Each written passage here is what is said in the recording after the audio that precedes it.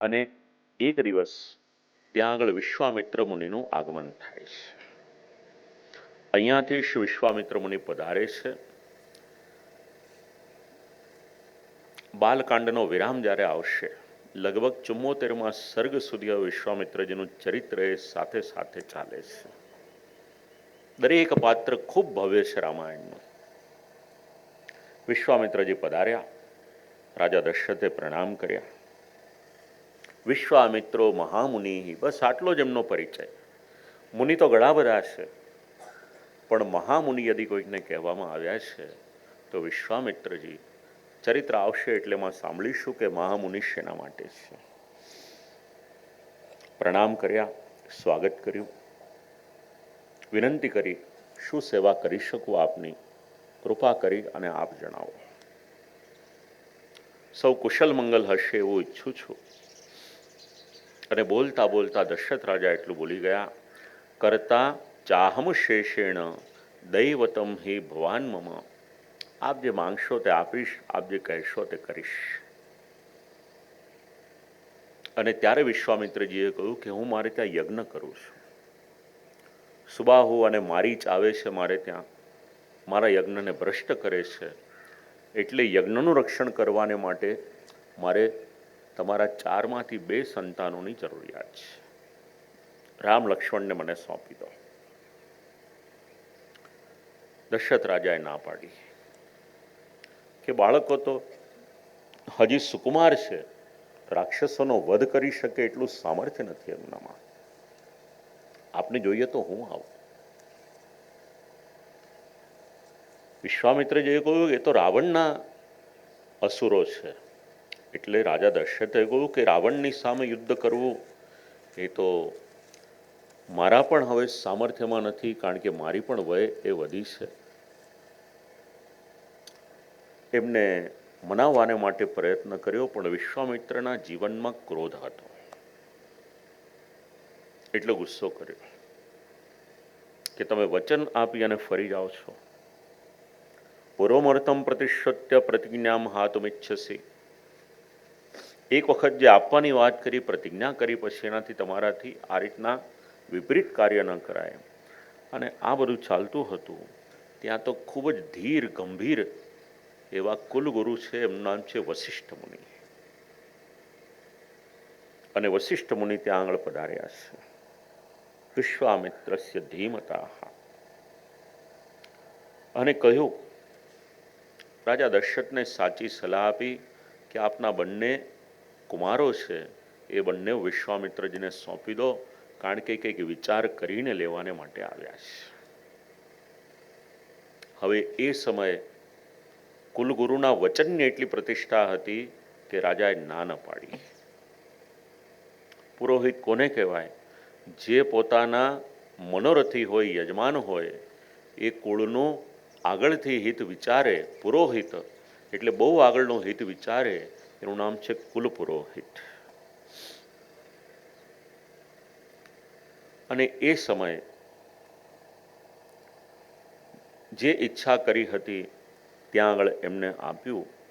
શ્રી રામચંદ્રજીને માંગવાનું કારણ એ જ હતું, તવ પુત્ર હિતાર્થાય, એટલે રામ લક્ષ્મણ એ બંનેનું ભલું કરવાને માટે માંગવામાં આવ્યા છે.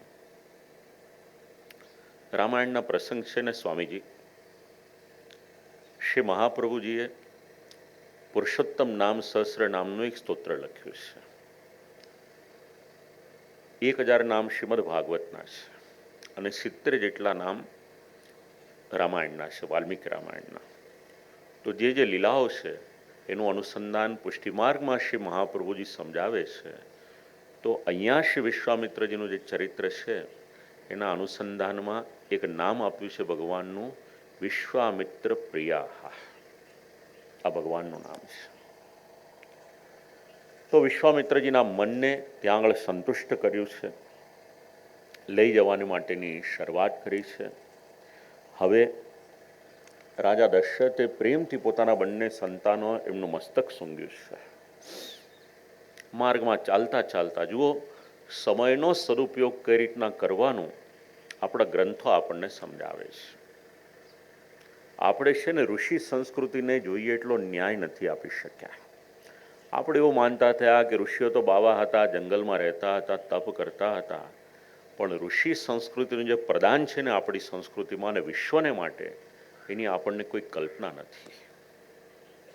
ઘણા બધા સિદ્ધાંતો આપણા ઋષિમુનિઓએ ચિંતન કરીને આપણને આપ્યા છે. આપ લોકો જે જાણો છો એની વાત કરું, એકવાર જય જયકાર કરો. શ્રી રામચંદ્ર ભગવાન કી. સૌને અનુભવ છે, એક સિદ્ધાંતની વાત કરીએ. ગઈકાલે શુદ્ધિની વાત કરી હતી. કથામાં આપણે આવ્યા, શૂઝ પહેર્યા હતા કે સેન્ડલ પહેર્યા હતા, એવા હતા કે જે આપણો હાથ ન લગાવીએ તો એ આપણા શૂઝ, ચંપલ કે સેન્ડલ નીકળે એવા હતા નહીં. એટલે આપણે આપણો હાથ લગાડી અને ચંપલને આપણે કાઢ્યા. આપણે એને નામ ચંપલ આપીએ છીએ, બાકી એના માટે બહુ એક સારું નામ છે. એનું નામ છે ચરણદાસ. આ પુષ્ટિમાર્ગનો શબ્દ છે. જૂતાને સન્માન આપ્યું છે, એને કાઢ્યા આપણે. હવે એ આપણો હાથ હોય, એ હાથ વડે આપણે અહીંયા રામચંદ્રજીને ચરણ સ્પર્શ કરવા જોઈએ કે ન કરવા જોઈએ? શું કહો છો? કેમ, હાથ તો ખરાબ થયો નથી આપણો? હાથ પર તો કંઈ લાગ્યું નથી, આપણે જોઈ તો શકતા નથી, પછી કેમ ન કરાય? જવાબ સાચો છે, પણ આપણે કારણ જાણવાનું છે, કેમ ન કરાય. ચાલો બીજી એક વાત. ભોજન કર્યું, આપણે રોટલી ખાધી, શાકની સાથે રોટલી ખાધી, પણ આપણો હાથ ભીનો નથી થયો, તો આપણે હાથ ખાસા કરવો પડે, ધોવો પડે કે ન ધોવો પડે? પણ હાથમાં તો કંઈ લાગ્યું નથી. અત્યારના જે દલીલ કરે છે એની વાત કરું છું. હા, પણ હાથ ઉપર તો કંઈ લાગ્યું નથી, તો ભાઈ શેને માટે ધોવાનું? હા, ચાલો, એક જવાબ આવ્યો, હાથ હેઠો થાય. બરાબર છે. જુઓ, આ સિદ્ધાંતો આવ્યા ક્યાંથી? હવે ઋષિમુનિઓ આપણને જે સિદ્ધાંત સમજાવ્યા ને કે હાથ ખાસા કરવાનો એટલે હાથ ધોવાનો, એની પાછળ આખું એક વિજ્ઞાન રહેલું છે. એ ઋષિમુનિઓએ લાખો વર્ષ પહેલાં આનો અનુભવ કર્યો કે વ્યક્તિનો હાથ અહીંયા લાગે ને એટલે હાથમાં દેખાતું નથી, પણ ત્યાં રહેલા જીવાણુ હોય એની સાથે હાથનો સંબંધ થાય છે. બસ આ જ એક સિમ્પલ એવી વાત હતી કે બેક્ટેરિયા લાગે છે હાથમાં. હવે આ બેક્ટેરિયાને આપણે જોઈ નથી શકતા, લેબોરેટરીમાં જઈએ તો આપણને જોવા મળે. બસ એટલે જ ઋષિમુનિઓએ કહ્યું કે તમારે હાથ ખાસા કરવાના. પણ ઋષિમુનિઓની વાત આપણે માન્યા નહીં.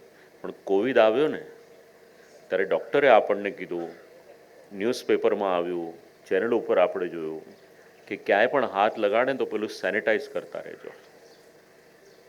એટલો બધો ભય લાગ્યો કે લિફ્ટનું બટન પણ દબાવવાનું હોય તો પેલી ખિસ્સામાં બોલપેન હોય, પેન્સિલ હોય, યા તો આગળ રૂમાલ રાખીને દબાવતા હતા. બસ આ જ વાત સમજવાની છે. ઋષિમુનિઓએ જે શાસ્ત્ર આપ્યા ને એમાં પોતાનો કોઈ પણ પ્રકારનો સ્વાર્થ નથી. કેવળ અને કેવળ આપણા સૌનું કલ્યાણ થાય ને એના માટે આ શાસ્ત્ર આપ્યા છે. બોલો, વાલ્મીકી મુનિનો આમાં કયો સ્વાર્થ હતો? આ રામાયણના દર્શન કરીને આપવામાં.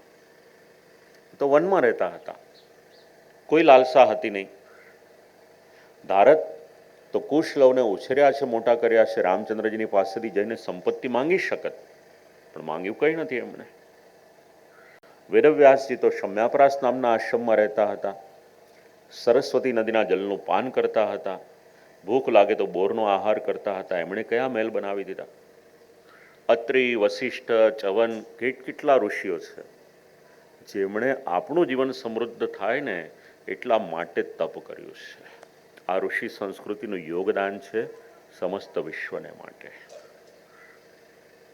શીખવાડ્યું અહીંયા વિશ્વામિત્રજીએ સમયનો સદુપયોગ.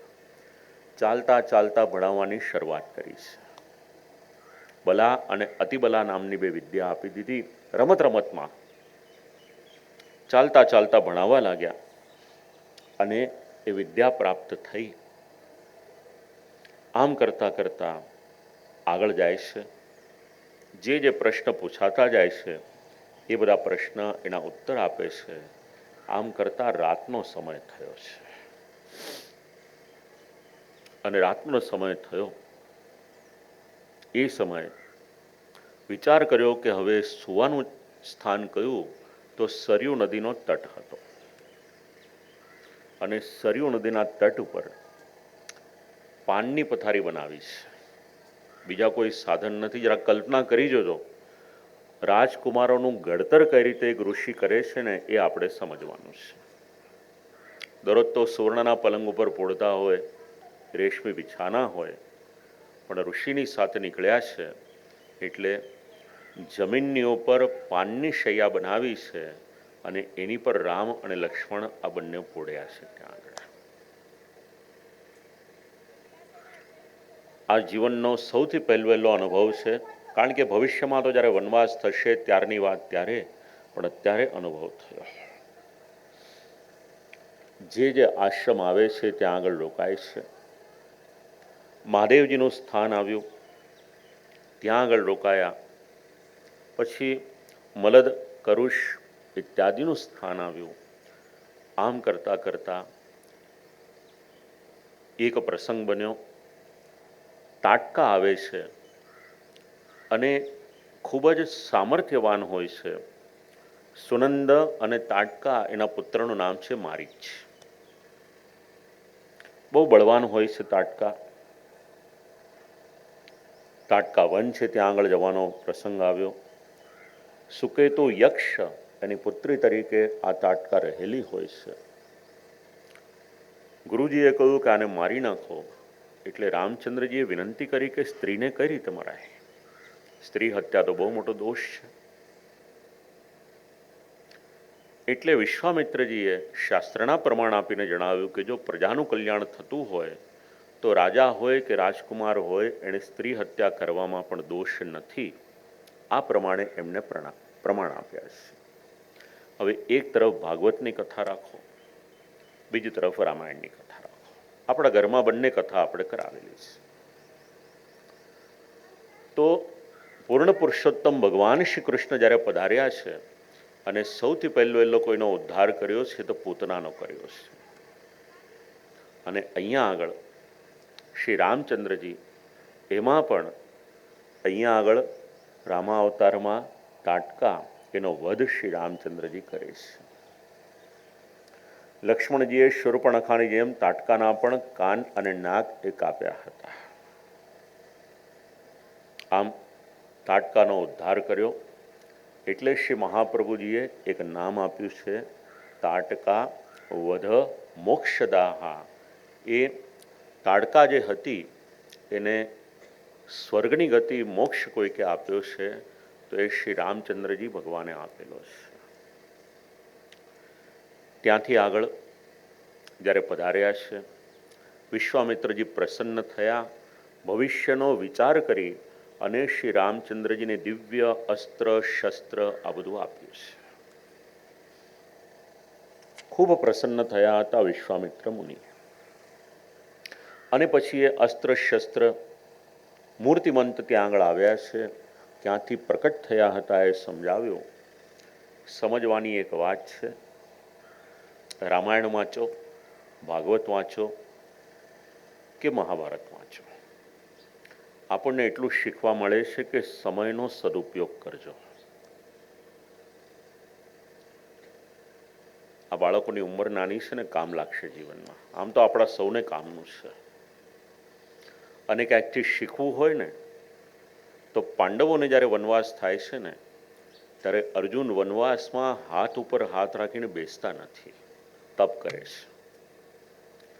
પાશુપતાસ્ત્ર જેવા ઉત્તમ પ્રકારના અસ્ત્ર શસ્ત્ર એને પ્રાપ્ત કરે છે. અને એમનું તપ તો એટલું હોય છે કે સદેહે છેક ઇન્દ્રના આસન ઉપર જઈને બેસી શકે છે. અહીંયા આગળ શ્રી રામચંદ્રજી અને લક્ષ્મણજીને દિવ્ય અસ્ત્ર શસ્ત્ર પ્રાપ્ત થયા છે. કારણ કે વિશ્વામિત્રજી જાણે છે કે ભવિષ્યમાં આ બધાની જરૂર પડશે. એટલે આવેલા અસ્ત્ર શસ્ત્ર મૂર્તિમંત સ્વરૂપે સેવામાં આવ્યા. શ્રી રામચંદ્રજીએ કહ્યું સૌને કે જ્યારે આવશ્યકતા હશે ત્યારે આપને યાદ કરીશ, પણ મારા દેહમાં આપ સૌ સમાવિષ્ટ થઈ જજો. આવી રીતે અસ્ત્ર શસ્ત્ર એમને આજ્ઞા આપી છે. આમ કરતાં શ્રી વામન અવતાર જે આંગળ થયો હતો, વામનજીની ભૂમિ એ જ વિશ્વામિત્રજીની યજ્ઞની ભૂમિ હોય છે. એ યજ્ઞની ભૂમિમાં આવ્યા છે. એક રાત્રે નિવાસ કરતા કરતા ત્યાં આવ્યા. હવે યજ્ઞની રક્ષા કરવાની હતી. તો વિશ્વામિત્ર યજ્ઞની રક્ષા કરવાને માટે સામર્થ્યવાન ન હતા એવું ન હતું, પણ યજ્ઞ કરનારે કેટલીક દીક્ષા લેવી પડે છે. અને એમાં એક છે હિંસા ન કરી શકે અને ક્રોધ ન કરી શકે. એટલે એ સમયે વિશ્વામિત્ર મૌન ધારણ કરે છે.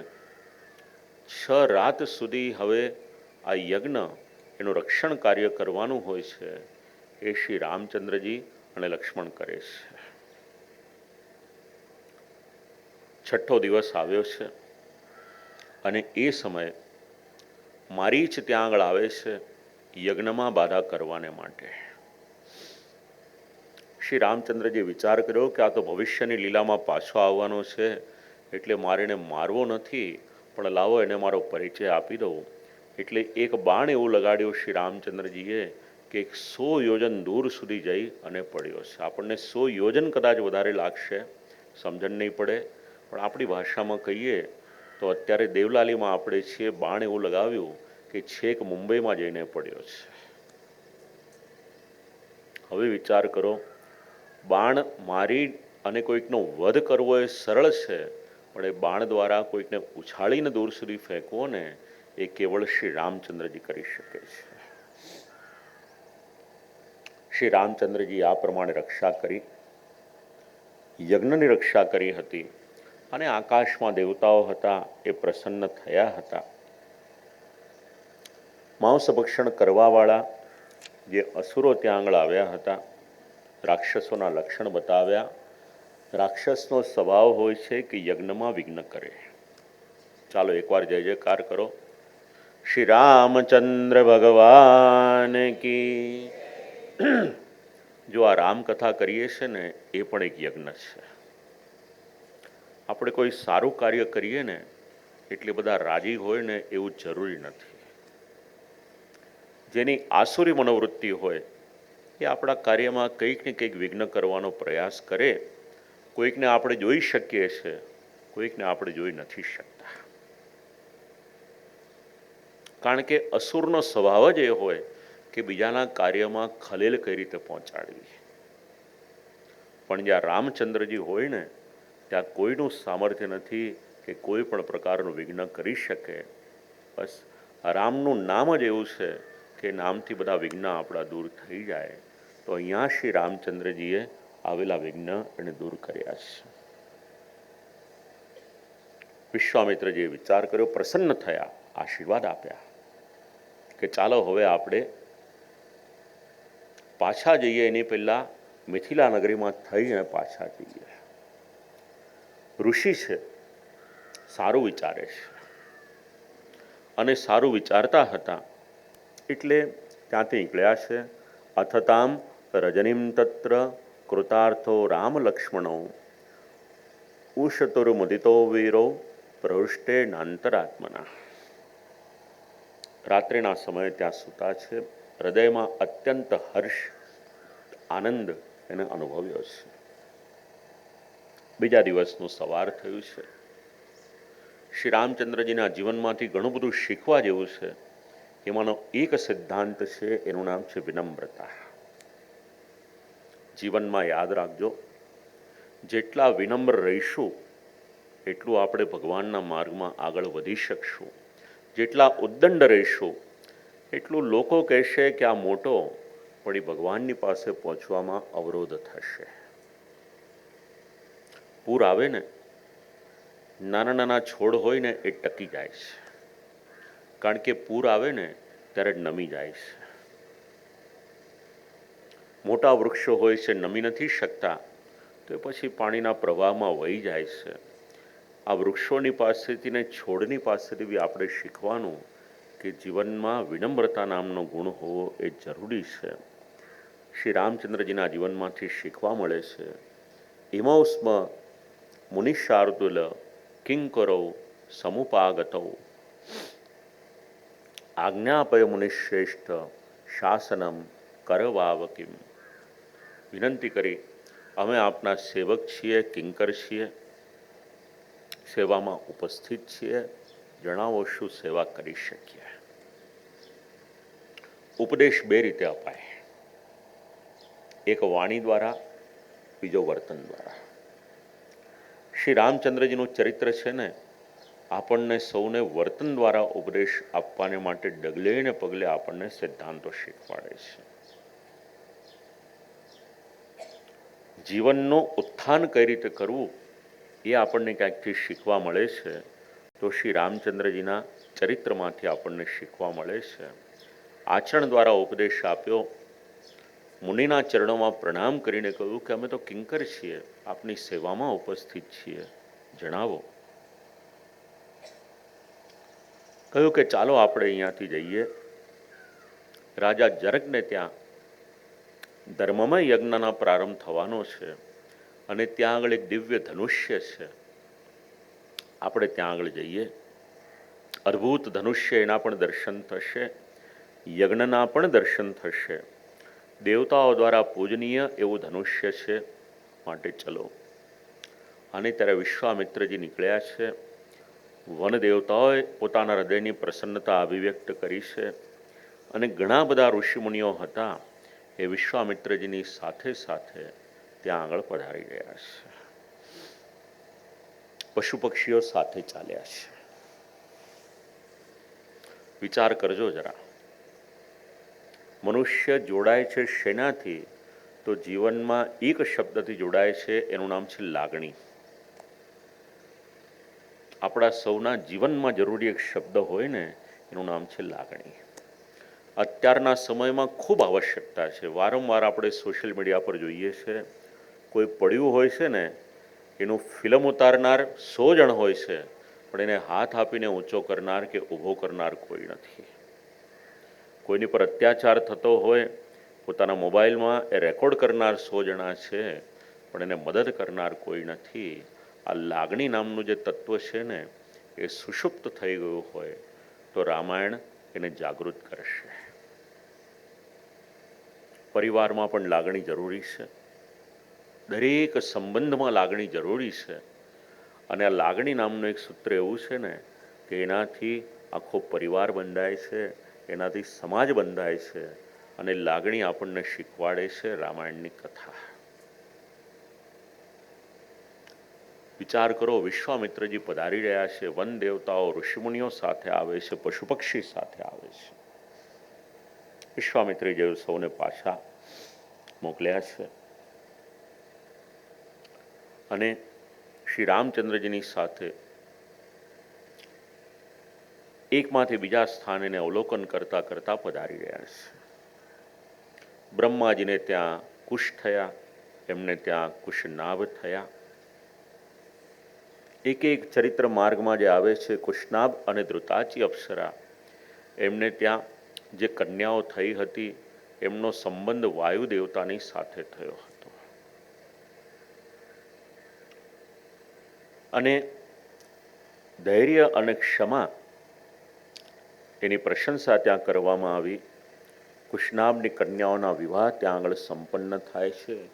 ચુલી નામના એક મુનિ હોય છે, ગંધર્વ કન્યા, એમને ત્યાં બ્રહ્મદત્ત, અને બ્રહ્મદત્ત એમના વિવાહ થાય છે આ કન્યાઓની સાથે. બ્રહ્માજી એમને ત્યાં કુશ, એમને ત્યાં કુશનાભ, એમને ત્યાં પુત્ર થાય છે ગાદી, અને ગાદીના જે પુત્ર છે એમનું નામ છે વિશ્વામિત્ર. કન્યા સત્યવતી હોય છે. રુચિક મુનિની સાથે, રુચિ મુનિની સાથે એમના વિવાહ થાય છે. આખી રાત અલગ અલગ ચરિત્ર શ્રવણ કરાવતા કરાવતા આગળ વધે છે. આમ કરતા ગંગાજીના તટ ઉપર આવે છે. એટલે ગંગાજીની જે દિવ્ય ઉત્પત્તિની કથા છે એનું વર્ણન કરવામાં આવ્યું. અને ગંગા અવતરણની જે કથા છે એનો આરંભ થાય છે શિવ પાર્વતીજી એમની ક્રીડાના પ્રસંગથી. એકવાર જય જયકાર કરીએ. કારણ કે આપણે જે દેશમાં રહીએ છીએ ને, એ દેશનો પરિચય જેના દ્વારા આપવામાં આવે છે ને, એમાંનો એક હિમાલય પર્વત છે અને બીજી ગંગા નામની નદી છે. આ ચરિત્ર પણ શ્રવણ કરીએ તો આપણને પાવન કરાવે એવું ચરિત્ર છે. જય જયકાર કરીએ એકવાર પ્રેમથી. શ્રી રામચંદ્ર ભગવાન કી. મહાદેવજી અને પાર્વતીજી એક સમય એવો હતો કે ત્યાં આગળ સુરતકીડામાં વ્યસ્ત હતા. દેવતાઓએ એમાં વ્યવધાન કર્યું. પાર્વતીજીએ એ વખતે દેવતાઓને કહ્યું કે તમે અમારી ક્રીડામાં વ્યવધાન કર્યું, એના ફલ સ્વરૂપે તમારે ત્યાં પણ ક્યારે પણ સંતાન નહીં થાય. ગંગાજી દ્વારા કાર્તિકેયની ઉત્પત્તિ થઈ અને કાર્તિકેય એમને 6 માતાઓએ પોષણ આપ્યું, એટલે ષડાનન એ પ્રમાણે પણ એમનું નામ એ પ્રસિદ્ધ થયું છે. રાજા સગરને ત્યાં યજ્ઞ હતો. યજ્ઞ કરવાનો હોય અશ્વમેધ, તો એક અશ્વને છૂટો મૂકવામાં આવે. ચરતો ચરતો એ નીકળ્યો હતો. એ સગરને ત્યાં અનેક પુત્ર થયા હતા. એક માને વધારેમાં વધારે કેટલા પુત્ર હોય એ ચરિત્ર આપ લોકોએ સાંભળ્યું છે? કોઈ ચરિત્ર એવું સાંભળ્યું છે કે વધારેમાં વધારે પુત્રનો જન્મ થયો હોય? કોઈ જાત છે એવું પાત્ર? હાજી, કાંદારીને 100 પુત્ર હતા. પછી એનાથી આગળ? જવાબ બરાબર છે. હા, બસ એની વાત આવે છે અહીંયા. હવે જરાક કલ્પના કરી જુઓ કે એક સ્ત્રીને આટલા બધા પુત્ર હોઈ શકે ખરા? એક સ્ત્રીને આટલા બધા પુત્ર હોઈ શકે ખરા? હા કે ના કંઈક તો કહો ભલા માણસ. તો બસ શાસ્ત્રમાં લખેલું છે સાચું કે ખોટું? બે પ્રશ્ન આવે ને આપણી પાસે. હમણાં આપણે શરૂઆતમાં જ વિચાર કર્યો કે રામાયણની કથા શ્રવણ કરવી હોય તો આપણે એમાં આદર રાખવો પડે, ગઈકાલે સમજ્યા હતા શ્રદ્ધા રાખવી પડે. તો આવું બધું લખેલું હોય એને આપણે કઈ રીતે માનવાનું? ચાલો જાણવું છે. જો જાણવું હોય તો આપણી એક શરત છે, ભગવાનના નામનો જય જયકાર કરવાનો. શ્રી રામચંદ્ર ભગવાન કી. જો આના રહસ્ય છે ને ગ્રંથોમાં જ લખેલા છે. આપણા જેટલા પ્રશ્ન છે ને લગભગ એનો ઉત્તર આપણને ગ્રંથોમાંથી મળે છે. હવે આ 100 પુત્ર હોય કે 60,000 પુત્ર હોય, સગરને ત્યાં 60,000 પુત્ર હતા એવો ઉલ્લેખ મળે છે. તેમનો જન્મ કઈ રીતે થયો એ સમજવાનું છે. સુમતિસ્તુ નરવ્યાગ્ર ગર્ભતુંબમ વ્યજાયત ષષ્ઠીપુત્ર સહસ્રાણી તુંબ ભેદાદ વિનિશ્રુતા. એટલે સ્ત્રીને જ્યારે પ્રસવ થાય ત્યારે પ્રસવ રૂપે એમને ત્યાં એક ગર્ભપિંડની ઉત્પત્તિ થઈ હતી. પછી એને જ્યારે ફોડવામાં આવ્યું તો એમાંથી અનેક પેશીઓ એની ઉત્પન્ન થઈ અને એ જે પેશીઓ ઉત્પન્ન થઈ હતી, એક જેમાં ઘી ભરેલું હતું એવું બહુ મોટું સ્થાન હતું. આ ઘીમાં એને મૂકવામાં આવ્યા હતા બાળકો, અને પછી એમને પોષણ મળતું ગયું અને એ પોષણ થતાં થતાં એકમાંથી અનેક બાળકો એમનો જન્મ થયો હતો. જો અત્યારે યદિ ટેસ્ટ ઓફ બેબી હોય, IVF હોય, આ બધી સગવડો જો અત્યારના સમયમાં થઈ શકતી હોય અને એમાં જો આપણો વિશ્વાસ હોય તો આપણા ઋષિમુનિઓ આપણને જે સમજાવ્યું છે એમાં પણ આપણે વિશ્વાસ રાખવાનો. એનું કારણ કહું આપ લોકોને. આ બધા જે ચરિત્રો છે ને એ સૃષ્ટિની ઉત્પત્તિના ક્રમના સમયના છે કે જ્યારે વસ્તી વધારવાની હોય છે. તો એક એક બાળકનો જન્મ ક્યારે થાય અને ક્યારે સૃષ્ટિની વૃદ્ધિ થાય, માટે એક સાથે અનેક બાળકોનો જે ક્રમ છે ને એ અહીંયા વિચાર કરવાનો. એમ તો શુકદેવજીનો જન્મ પણ 16 વર્ષમાંના ગર્ભમાં રહ્યા હતા પછી થયો હતો. હિરણ્યાક્ષ ને હિરણ્યકશિપુનો જન્મ તો 100 વર્ષમાંના ગર્ભમાં રહ્યા પછી થયો હતો. તો આ બધાની પાછળ આવા કંઈક ને કંઈક કારણ આપણા શાસ્ત્રમાં આપેલા છે. સમજાય વાત? બસ. તો ગાંધારીને ત્યાં આના 100 પુત્ર હોય એના માટે મહાભારત વાંચશો તો આવું જ પ્રમાણ મળશે. અહીંયા સગરના પુત્રોને માટે પણ આવું જ પ્રમાણ મળશે. પછી સગર અને કેશીની એમને ત્યાં અસમંજ નામના એક પુત્ર થયા અને એમને ત્યાં અંશુમાન નામના પુત્ર થાય છે. હવે આ સગરના પુત્ર થયા ભૂમિને ખોદવા લાગ્યા હતા. આમ કરતા કરતા કપિલ ભગવાનના આશ્રમ સુધી પહોંચી ગયા. પોતાના દોષને કારણે બળીને ભસ્મ થયા હતા. બ્રહ્માજીએ દેવતાઓને શાંત કર્યા હતા. હવે ભસ્મ થયેલા બાળક હતા, એમનો ઉદ્ધાર કઈ રીતે થઈ શકે? એટલે અંશુમાન જાય છે રસાતલમાં અશ્વને શોધવાને માટે. અંજલિ આપવાની ઈચ્છા થઈ અને જુઓ, ગંગાજીના પ્રાકટ્યના મૂળમાં કોઈક રહેલું છે ને, તો ગરુડજી રહેલા છે. આપણે પ્રાકટ્યનો પ્રસંગ તો જાણીએ છીએ, પણ ગરુડજીએ પ્રેરણા આપી હતી આપણે જાણતા નથી. એટલે ગરુડજીએ એ સમયે કહ્યું કે જુઓ, તમારે તમારા પૂર્વજોનો ઉદ્ધાર કરવો છે ને, તો ગંગાજલની અંજલિ આપશો, યા તો ગંગાજીના જલનો સ્પર્શ થશે ને, તેમને સ્વર્ગની પ્રાપ્તિ થશે. સગરને ત્યાં અસમંજ, એમને ત્યાં અંશુમાન, એમને ત્યાં દિલીપ, એમણે પ્રયત્ન કર્યો, ગંગાજી ન પધાર્યા અને દિલીપને ત્યાં પુત્ર થયા છે. શું નામ એમનું? ભગીરથ. ભગીરથે તપ કરવાની શરૂઆત કરી. એટલે બે પ્રશ્નો કર્યા ગંગાજી. એમને આવવાનો વાંધો નથી, પણ પહેલો પ્રશ્ન છે, મારા વેગને ધારણ કોણ કરશે? આપેલ. અને બીજો પ્રશ્ન છે કે બધા જ આવીને મારામાં સ્નાન કરશે તો મારામાં ઘણું બધું પાપ ભેગું થશે. આમ મારું પાપ નિવૃત્ત કઈ રીતે થશે? બસ આ બે પ્રશ્નનો ઉત્તર આપો એટલે હું પૃથ્વી પર આવીશ. કોણે ધારણ કર્યો ગંગાજીના વેગને? કોણે ધારણ કર્યો? મહાદેવજીએ. જો મહાદેવજીનું ચરિત્ર પણ છે ને, સમજવા જેવું છે. લૌકિક દ્રષ્ટિથી સમજાય એવું મહાદેવજીનું સ્વરૂપ નથી. એટલે જ માટે શિવ મંદિરમાં જ્યારે કોઈ જાય ને, તો મહાદેવજીની સામે એક નંદી, જેને આપણે પોઠિયો કહીએ છીએ, રાખ્યો છે. ધર્મશાસ્ત્રની દ્રષ્ટિએ એ પોઠિયો છે ને, એ ધર્મનું સ્વરૂપ છે. અને પ્રાચીન એક પરંપરા એવી હતી, મહાદેવજીના દર્શન કરનાર સેવકો હોય ને, ભક્તો હોય, આ પોઠિયાની પર આમ પોતાનો હાથ રાખે અને પછી વચ્ચેથી શિવજીના દર્શન કરે. એનો એક સંકેત એવો છે કે શિવજીના દર્શન કરવા હશે તો ધર્મના માર્ગે વિચારશો ને, તો જ શિવજીનું સ્વરૂપ સમજાશે, નહીંતર શિવજીનું સ્વરૂપ એ સમજાઈ શકાય એવું નથી. એટલે મહાદેવજીએ જેટલા અનિષ્ટ તત્વો હોય, કોઈ વિષપાન ન કરે, મહાદેવજીએ વિષપાન કર્યું. ગંગાજીના પ્રવાહને કોઈ ધારણ ન કરી શકે.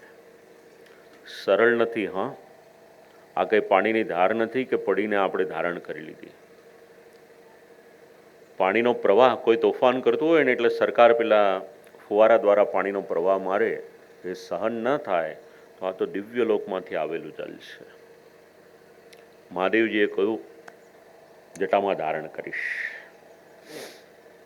અને ગંગા ધૌતાંગ્રી પંકજાહા, ગંગાજીને ગંગાજીએ જેમના ચરણકમલને ધોયા છે એવા પ્રભુ. આમ મહાદેવજીએ પોતાની જટામાં ગંગાજીને પધરાવવાને માટે અનુમતિ આપી. આમ ગંગાજીની ઉત્પત્તિ થઈ. હવે ગંગાજીની ગતિનું વર્ણન છે. યમનાષ્ટકમનો પાઠ કોણ કોણ કરો છો કોઈ આપનામાંથી? વાહ, ઘણા બધા. બ્રહ્મસમન કેટલાય લીધા છે? ઓહો, બહુ મોટો વર્ગ છે. ચાલો આની સાથે આપણે વિચારી લઈએ, એકવાર જય જયકાર કરીએ. શ્યામ સુંદર શ્યામુને મહારાણી કી. ચાલો બીજો શ્લોક જે પાઠ કરો છો ને, કલિંદ ગિરિમસ્તકે પતદ મંદ પૂરોજ્જવલા વિલાસ ગમનોલ્લસત પ્રકટકંડ શૈલોન્નતા. બસ એ જ શ્લોકને અહીંયા આગળ લઈ લો. ગંગાજી જે દિવ્ય લોકમાંથી આવ્યા છે ને, એમાં અહીંયા આગળ ગંગાજીની ગતિ છે, એ ગંગાજીની ગતિનું વર્ણન કરવામાં આવ્યું છે. ચારે તરફ એનું ફીણ એની શોભા દેખાઈ રહી છે.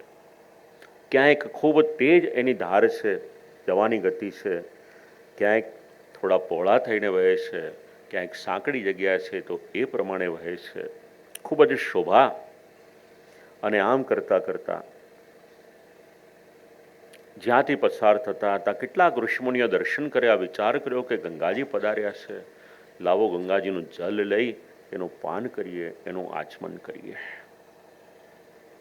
અને જેમણે જેમણે આચમન કર્યું, જેમણે સ્નાન કર્યું, બભૂવ ગતકલ્મષાહા. આમ કરતાં કરતાં આગળ આવે છે. હવે સગરના પુત્ર હતા, 3 પેઢી વ્યતીત થઈ ગઈ, કેવળ ભસ્મ ત્યાં આગળ પડેલી હતી. અને ત્યાં આગળ જ્યારે ગંગાજીનો પ્રવાહ વયો છે ત્યારે કેવલમ દેહ ભસ્મભીઃ, કેવળ ભસ્મ હતી છતાં પણ એમનો ઉદ્ધાર કોઈકે કર્યો છે, એ ગંગાજીએ કર્યો છે.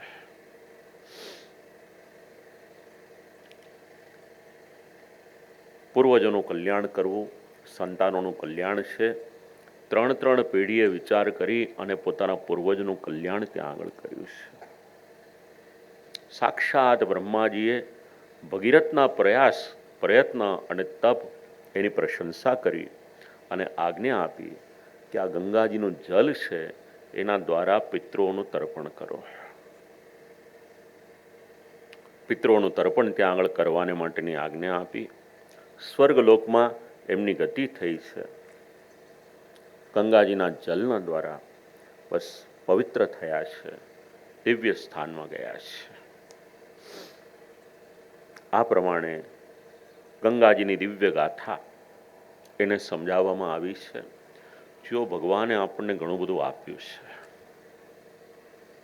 અહીંયા ગોદાવરીનો તટ દૂર નથી. પુણ્ય નદીઓના નામ આપણા ગ્રંથોમાં આપેલા છે.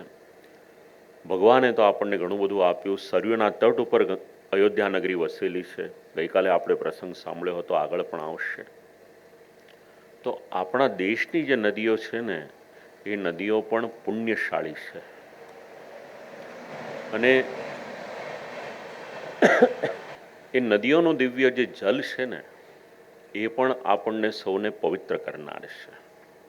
પૂજન કરવાને માટે બેસીએ, બ્રાહ્મણો હોય, કળશમાં પૂજન કરાવશે, પછી આપણા હાથમાં થોડું જલ લેવાનું કહેશે અથવા તો પોતે લેશે અને આપણી પર એનું પ્રોક્ષણ કરશે. અપવિત્ર પવિત્રો વા સર્વાવસ્થાંગતો પીવા ઇત્યાદિ શ્લોક બોલીને કળશમાં પૂજન કરશે. ગંગે ચ યમુને ચૈવ ગોદાવરી સરસ્વતી ઇત્યાદિ નદીઓના નામ બોલશે. તો આ નદીઓનું જલ છે ને, એ આપણને સૌને પવિત્ર કરનારું છે. તો જે આપણને પવિત્ર કરે છે ને, આપણા સૌની ફરજ છે કે આપણે પણ એ જલને પવિત્ર રાખીએ અને શુદ્ધ રાખીએ. આજથી 30-40 વર્ષ પહેલાં ગંગાજીનો જે પ્રવાહ હતો અને એના પટની જે પહોળાઈ હતી, ઇન્ટરનેટ ઉપર જોઈએ તો અત્યારે સમજણ પડે છે કે ધીરે ધીરે ધીરે કરી અને એ પટ એ સંકોચાતો જાય છે. કલિયુગના લક્ષણોમાં એક લક્ષણ એવું બતાવ્યું છે કે કલિયુગ આવશે ત્યારે પૃથ્વી પર ગંગાજીનો પ્રવાહ એ એકદમ સુષુપ્ત થઈ જશે. જેવી રીતે આપણા શાસ્ત્રમાં સરસ્વતી નદી માટે ઘણું બધું લખેલું છે, પણ અત્યારે એ સરસ્વતીનો પ્રવાહ છે એ સુષુપ્ત થઈ ગયો છે. ત્રિવેણી સંગમ ઉપર આપણે જઈએ છીએ, ગંગા યમુનાજીના જલ આપણને દેખાય છે શ્યામ અને શ્વેત, પણ સરસ્વતીજી એ સુષુપ્ત રીતે વહી રહ્યા છે. તો આપણે ઈચ્છતા હોઈએ ગંગાજી હોય, યમુનાજી હોય, ગોદાવરી હોય, કાવેરી હોય, તાપી હોય, આ બધાનો લાભ આપણી પછીની પણ પેઢીઓને મળે. તો જે પણ આપણાથી યોગદાન અપાતું હોય એ પ્રમાણે આપણે આપવાનું. એમાં કોઈ પણ પ્રકારનું પ્રદૂષણ ન કરીએ એટલું યોગદાન પણ આપણે અવશ્ય આપવાનું છે. બહુ અનુગ્રહ છે આ બધી નદીઓનો આપણી પર. અને ગંગાજીનું જલ તો સાક્ષાત ભગવાનના શ્રીચરણને પ્રક્ષાલન કરવામાં આવ્યા. યક્ષોચને શ્રુત સરિત પ્રવરોધકેન, એવું આ દિવ્ય જલ છે. પ્રભુના શ્રીચરણની સાથે પણ સંબંધિત છે અને શ્રી મહાદેવજીએ જટામાં ધારણ કર્યા છે. આવું દિવ્ય જલ આ ભૂતલ પર આવ્યું છે. એની પછી સમુદ્ર મંથન, એની કથા આવી. ભાગવતમાં ઘણી વખત શ્રવણ કરી છે. એક સર્ગમાં એનું વર્ણન આવ્યું છે. એકાર સિદ્ધાંત આપણે કથામાંથી સાંભળીએ અને આગળ વધીએ. મહાદેવજીની વાત ચાલે છે ને, વિષનું પાન કોઈકે કર્યું ને તો એ મહાદેવજીએ કર્યું છે. એકત્ર થઈને બધા આવે છે, સ્તુતિ કરે છે શિવજીની. અને જેટલું વિશ્વ વ્યાપ્ત થયું હતું, તતક કરતલી કૃત્ય, પોતાની હથેળીમાં એને લીધું છે, એનું પાન કર્યું છે. બે વસ્તુ શીખવાની આપણે અહીંયાથી. સંસારમાં આપણે રહીએ છીએ, ઘણી બધી ક્રિયાઓ આપણે કરવાની છે, અને એ બધી ક્રિયાઓમાં આપણે એક ધ્યાન રાખવાનું, આપણા મનોમસ્તિષ્કમાં કોઈ પણ જાતનો દૂષિત ભાવ ન હોવો જોઈએ. કારણ કે દૂષિત ભાવ હશે તો વિશ્વ સમાન છે. સમુદ્ર મંથનમાં સૌથી પહેલાં ઝેર બહાર નીકળી ગયું. જો ઝેર બહાર ન નીકળત ને તો પછી જેટલા પદાર્થો બહાર નીકળત એ બધાની સાથે એ ઝેરનો સંબંધ થાત, વિષનો સંબંધ થાત. આ બધું ટીકાકારોનું ચિંતન છે, મારા ઘરની વાત નથી.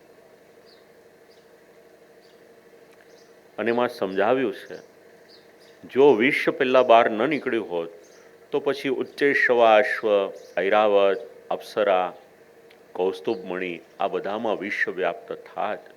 માટે આપણા જીવનમાંથી પણ વિષ બહાર નીકળવું જરૂરી છે. થોડું મનોમંથન આપણે કરવાનું, અને કોઈના પણ માટે વેરઝેરનો ભાવ હોય ને એને આપણા જીવનમાંથી આપણે ત્યાગી દેવાનો. આપણે શીખવાનું સમુદ્ર મંથનની લીલામાંથી. બીજી એક વાત શીખવાની મહાદેવજીના ચરિત્રમાંથી.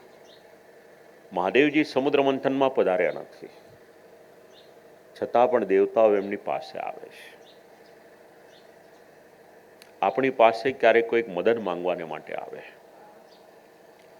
તો મદદ માંગવાને માટે આવે છે ને, તો આપણે વિચાર કરવાનો કે ઠાકોરજીએ મને આ સામર્થ્ય આપ્યું છે. જુઓ, લોકો આશા કોની પાસે કરે છે?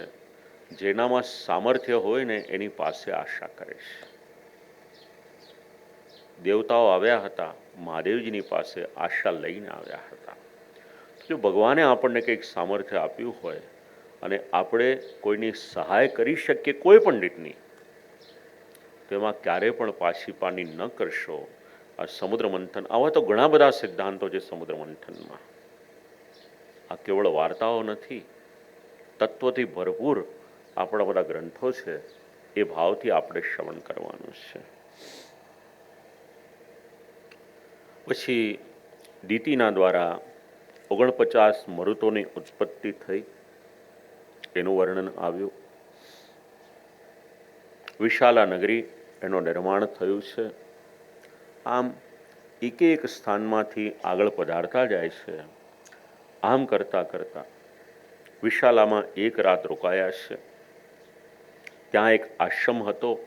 એ આશ્રમને માટે શ્રી રામચંદ્રજીએ પ્રશ્ન પૂછ્યો.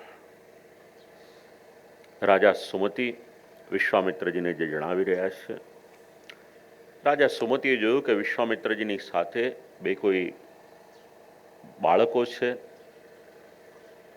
યુવાવસ્થામાં પ્રવેશ કરી રહ્યા હોય એવું લાગે છે. એટલે પૂછ્યું, આ કોઈ ઋષિના પુત્ર તો છે નહીં, કોણ છે આ બંને, શેને માટે આવ્યા છે? એટલે વિશ્વામિત્રજી આખું એમનું ચરિત્ર જણાવ્યું. અને આ વર્ણન કરતાં કરતાં મિથિલા નગરી એના ઉપવનમાં એક આશ્રમ હતો, એ આશ્રમમાં આવ્યા છે. જે આશ્રમ મૂળતઃ ગૌતમ નામના એક ઋષિ હતા, એ ઋષિનો આશ્રમ છે. એક સમય હતો આપણા દેશનો, કોઈ પણ નગર કે કોઈ પણ ગામ એવું ન હતું કે જ્યાં કોઈને કોઈ ઋષિનો આશ્રમ ન હોય. એ સમૃદ્ધિ હતી આપણા દેશની. એક સમયે ગૌતમ મુનિનો આશ્રમ હતો. તપસ્યા કરતા હતા પોતાની પત્નીની સાથે.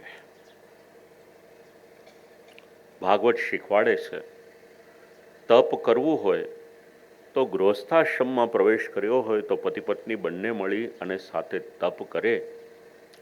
અહીંયા આગળ એક સાથે મળી અને તપ કરતા હતા.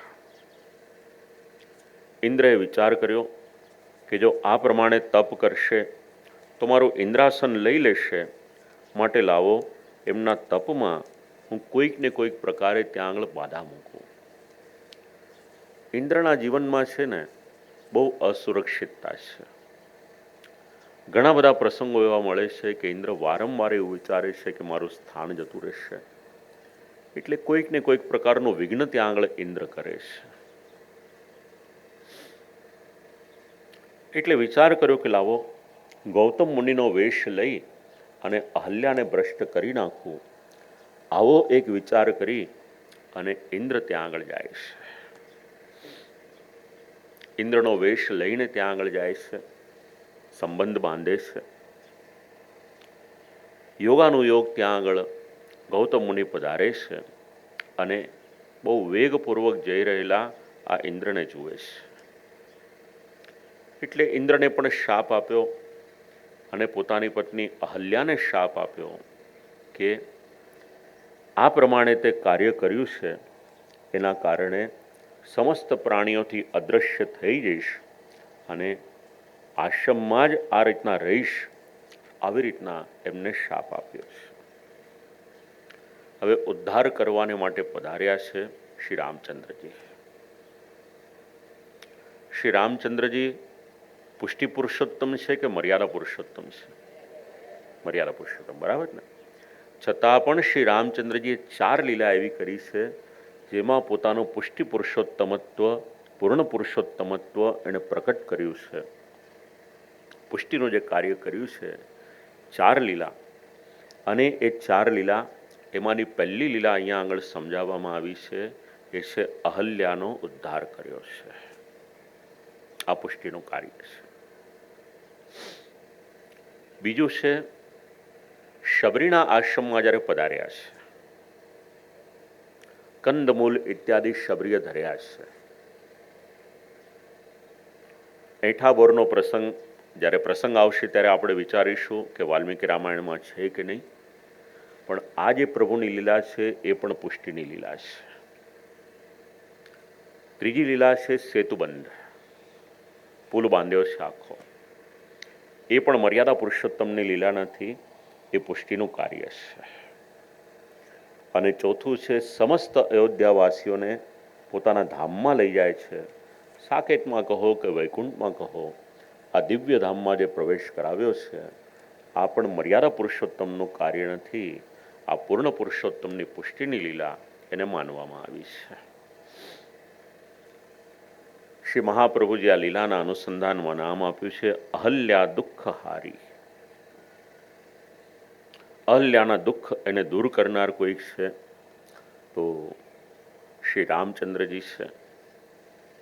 અહલ્યાનો ત્યાં આગળ ઉદ્ધાર કરવાને માટે પધાર્યા હતા. હવે શ્રી રામચંદ્રજીના દર્શન માત્ર કર્યા છે.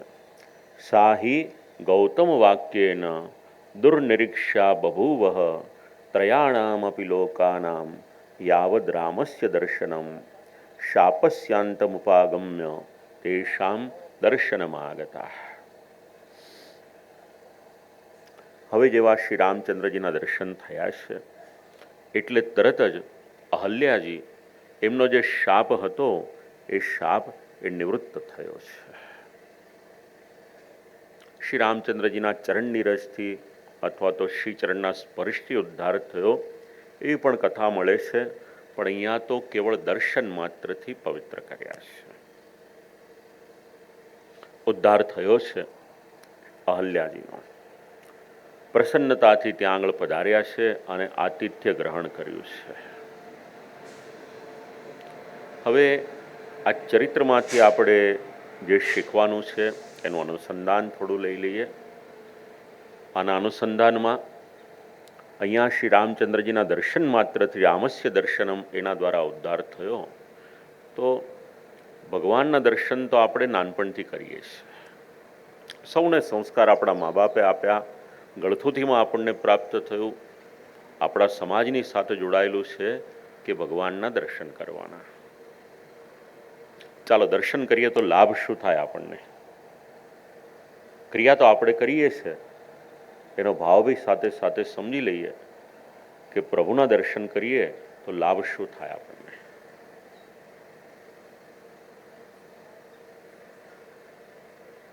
હાજી, માનસિક શાંતિ મળે. ચાલો, એકદમ બરાબર જવાબ છે. દર્શન કરીએ એટલે માનસિક શાંતિ મળે. ભગવાનની કથાનું પણ એવું છે. ભાગવતમાં એવું લખેલું છે, તવ કથામૃતમ તપ્ત જીવનમ. જે જીવનનો તાપ હોય એ ભગવાનની કથા દૂર કરે છે. એ પ્રમાણે ભગવાનના દર્શન કરીએ તો પણ આપણને માનસિક શાંતિ મળે છે. એ વાત બરાબર. પછી બીજું, સ્વરૂપ જ્ઞાન થાય. ચાલો, એ પણ બરાબર છે. જ્યારે આપણે દર્શન કરીએ ત્યારે આપણને ખબર પડે અને સ્વરૂપ મહાત્મ્ય જે છે એને આપણે સમજી શકીએ. એ પણ બરાબર છે. પછી બે લાભ. ત્રીજો કોઈ લાભ થાય દર્શન કરવાનો?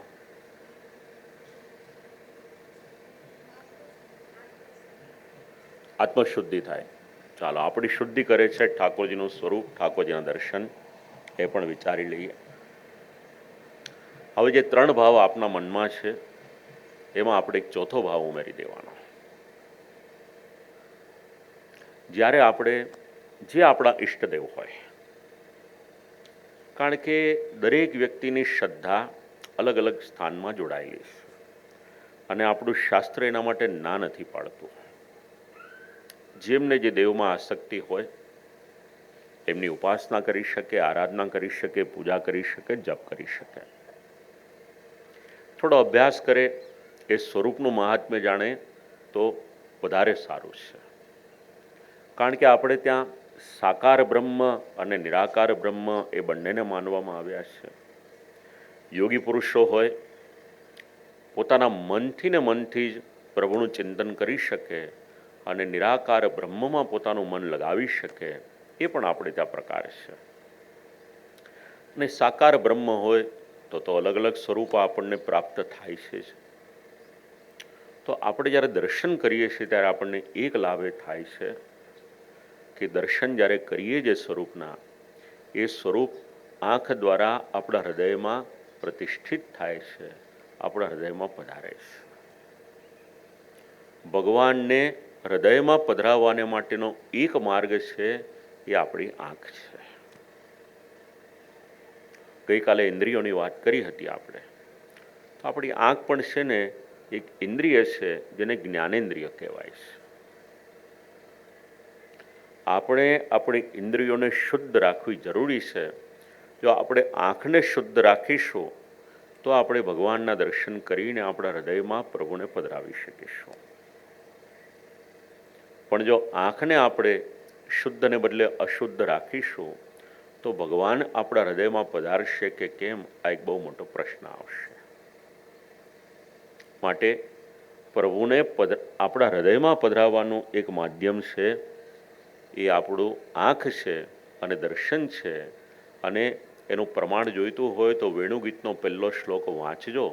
એટલે ગોપીજનો એવું સમજાવે છે કે આંખ અને સમસ્ત ઇન્દ્રિયો એનું ઉત્તમ ફલ કયું? આંખ દ્વારા બીજા બધા જ આપણે દ્રશ્ય જોઈએ એ જ એનું ફલ નથી. આંખ દ્વારા જ્યારે આપણે પ્રભુના દર્શન કરીએ ને તો આંખનું ઉત્તમ ફલ છે. બસ આ વાત અહીંયા વિચારી લેવાની આપણે. ત્રયાણામ અપી લોકાનામ યાવદ રામસ્ય દર્શનમ. શ્રી રામચંદ્રજીના દર્શન કર્યા છે અહીંયા આગળ અહલ્યાએ. જે પુણ્યશાળી સ્ત્રી પાત્રો છે ને આપણે ત્યાં, કે જેમનું નામ લેવાથી પણ આપણને પુણ્યની પ્રાપ્તિ થાય, એમાંનું એક પાત્ર છે અહલ્યાજી. ભારત વર્ષે જે સ્ત્રી પાત્રો આપ્યા ને એવા તો આખા વિશ્વમાં આપણને ક્યાંય નહીં મળે. એવા સ્ત્રી પાત્રો આપણા દેશે, આપણી સંસ્કૃતિએ આપ્યા છે, જેનો પરિચય આપણને આપણા ગ્રંથો કરાવે છે. આગળ ઉપર અત્રિ અનસૂયાનો પ્રસંગ આવશે, ત્યાં પણ વિચાર કરીશું. અને સીતાજીનું ચરિત્ર તો જોડાયેલું છે જ છે. રામકથાની સાથે સીતાની કથા આવી જ જાય છે. ઘણું શીખવા જેવું છે રામાયણમાંથી. કેવળ વાર્તા સ્વરૂપે રામાયણ સાંભળીએ એટલું પર્યાપ્ત નથી.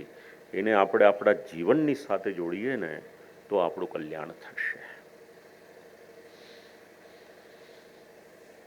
અહલ્યાજીને તપશક્તિ એના દ્વારા વિશુદ્ધ સ્વરૂપ એની પ્રાપ્તિ થઈ હતી. હવે વિશ્વામિત્રજી શ્રી રામચંદ્રજીને લઈ અને પધારે છે આગળ મિથિલાપુરીમાં. અને જેવા મિથિલાપુરીમાં આવે છે, તત પ્રાગુત્તરામ ગત્વા રામ સૌમિત્રિણા સહ વિશ્વામિત્રમ પુરસ્કૃત્ય યજ્ઞવાટમુપાગમત. મિથિલા નરેશને ત્યાં આગળ જે યજ્ઞ ચાલતો હોય છે એ યજ્ઞ મંડપમાં પધારવાનું થાય છે. ખૂબ જ સુંદર ત્યાં આગળ યજ્ઞ ચાલી રહ્યો હોય છે. ઘણા બધા ઋષિમુનિઓ ત્યાં આગળ પધાર્યા હોય છે. અને ત્યાં આગળ અનિંદિતા ઉત્તમ આચાર વિચારવાળા રાજાઓ અને એમાં પણ જનક રાજા ત્યાં આગળ બિરાજમાન હોય છે. જોયું કે વિશ્વામિત્રજી પધાર્યા છે એટલે એમનું સ્વાગત કર્યું છે.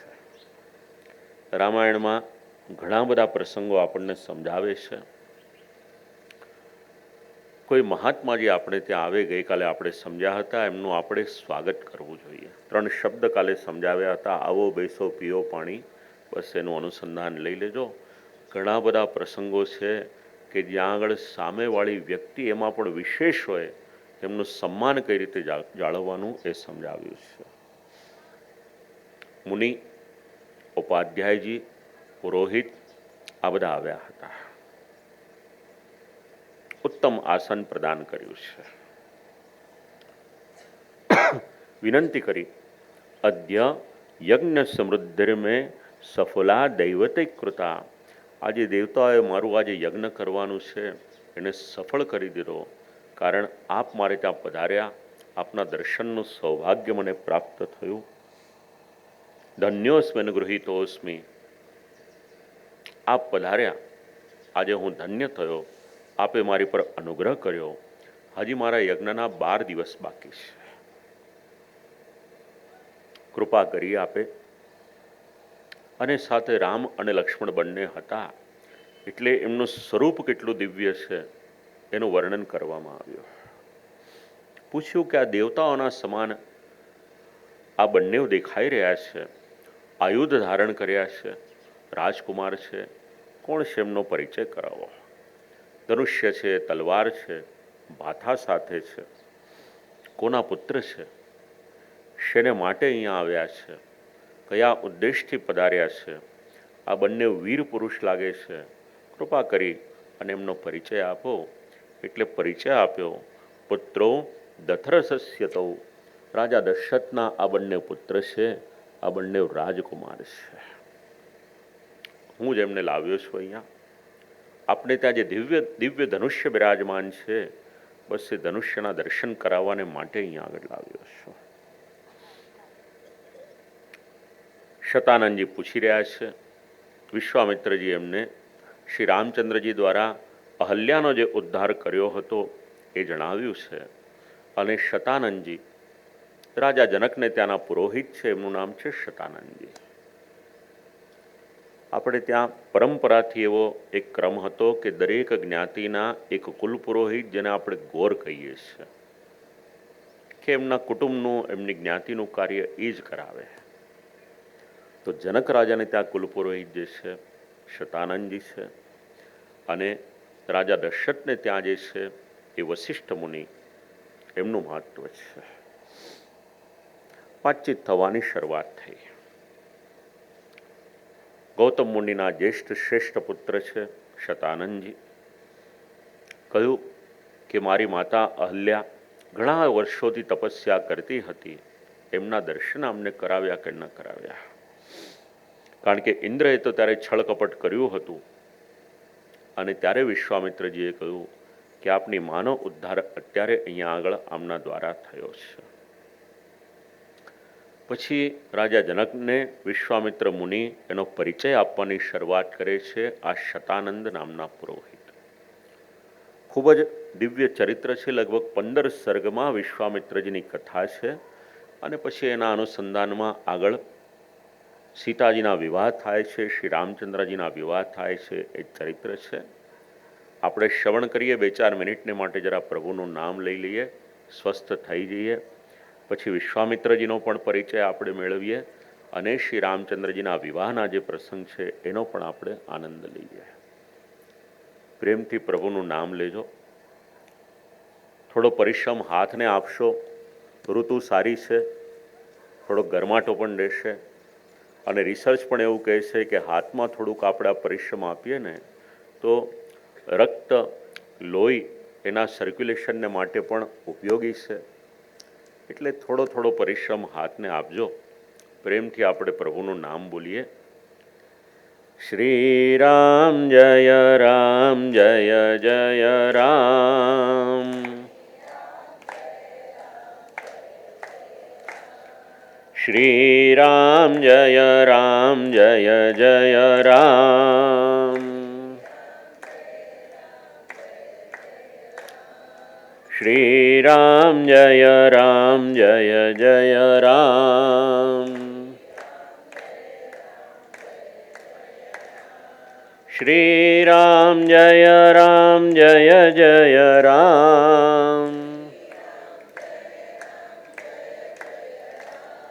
શ્રી રામ જય જય રામ. શ્રી રામ જય જય રામ. શ્રી રામ જય જય રામ.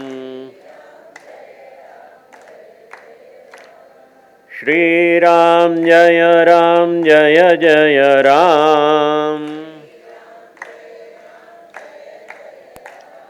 શ્રી રામ જય જય રામ. શ્રી રામ જય જય રામ. શ્રી રામ જય જય રામ. શ્રી રામ જય જય રામ. શ્રી રામ જય જય રામ. શ્રી રામ જય જય રામ. શ્રી રામ જય જય રામ. શ્રી રામચંદ્ર ભગવાન કી જય. હવે ઋષિનો પરિચય બીજા ઋષિ કરાવી રહ્યા છે. શતાનંદજી પરિચય આપી રહ્યા છે વિશ્વામિત્રજીનો. એના આરંભમાં એવું કહ્યું કે એમનો પરિચય એટલા માટે આપું છું કારણ કે હું સારી રીતે જાણું છું. અચિંત્ય કર્મ તપસ્યા બ્રહ્મર્ષિ રમિત પ્રવાહા વિશ્વામિત્રો મહાતેજા વેદ્મેનમ પરમામ ગતિમ. એટલે એમને હું સારી રીતે જાણું છું, એમના પરિચયને સારી રીતે જાણું છું. સમસ્ત વિશ્વનું જે હિત વિચારે છે એવા વિશ્વામિત્ર છે. એમનું બલ, એમનું પરાક્રમ, એમનું તપ, એનું વર્ણન કરવાની શરૂઆત કરું છું. ધ્યાનપૂર્વક આપ સાંભળજો. આવું શતાનંદજીએ ત્યાં સૌને કહ્યું છે. યથા બલમ યથા તત્વમ.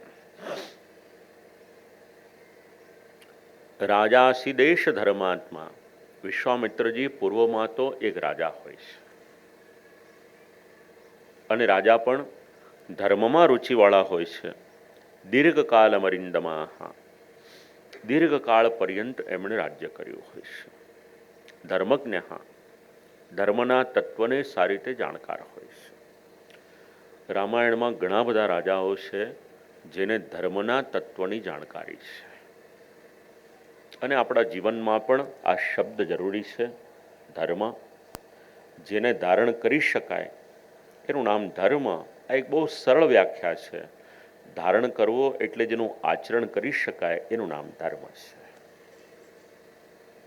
જેટલું આપણે સાંભળીએ 1000 વાક્ય 2000 વાક્ય જેટલા પણ દિવસમાં સાંભળતા હોઈએ, એકાદ વાક્ય પણ આપણને ઉપયોગમાં આવે ને આપણે આચરણ કરીએ. રામાયણના પ્રસંગ તો ત્યાં સુધી સમજાવે છે જેના જીવનમાં કેવળ 2 અક્ષર આવી ગયા ને રામ, એનો પણ કલ્યાણ કરનાર આ રામની કથા છે. તો વિશ્વામિત્રજી ધર્મજ્ઞ છે, ધર્મના જાણકાર છે, કૃતવિદ્યશ્ચ, વિદ્વાન છે, અને પ્રજાનામ ચ હિતે રતાઃ, પોતાની પ્રજાનું કલ્યાણ કઈ રીતે થાય, ધર્મનો વિનિયોગ પોતાની પ્રજાનું કલ્યાણ કરવાને માટે જે કરે એ વિશ્વામિત્ર નામના રાજા હતા.